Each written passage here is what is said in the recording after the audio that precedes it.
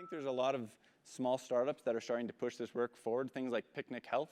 There's a bunch of startups like that which are taking away the pain of doing all the stuff of getting the data. So for example, Picnic Health will go out, get your data for you, put it into a formatable terms that's easy for you to interact with. So there's groups like that that are trying to just make the data easier to view.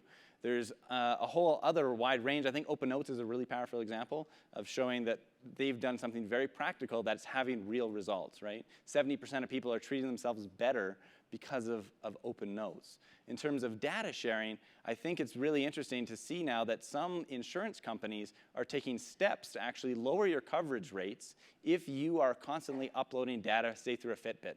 So there are insurance companies now that are taking steps that say, look, if you wear a Fitbit and you connect it to our app, and we can track your health data constantly, we're going to reduce your rates. Because we might be able to see that, you know, if you have slightly lower activity periods, you might be having certain conditions, and maybe we can prevent it ahead of time.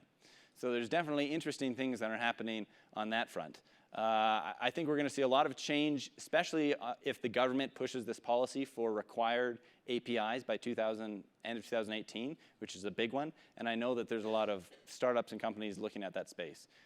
The biggest ones that I can recommend right now for any of you out there is probably Patients Like Me, right? So that's the 500,000 people.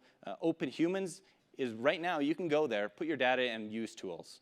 Now, there's not as many tools as we'd like, but anyone can make a tool if they're interested. So right now, if you go to Open Humans, you can connect, I think, you know, it's about 40 or so different data sources. So you can connect your microbiome sequencing with your Fitbit data, with your 23andMe data, and all of these things. And you can choose, make it public or just keep it private. And you can choose which apps you want to use with it. And there's a whole host of these apps, and you can write an app too. So that's another example. Open Humans is definitely, we need more people on it. We need people interested to write apps. But I think it's a good model for how I think things will happen in the next few years.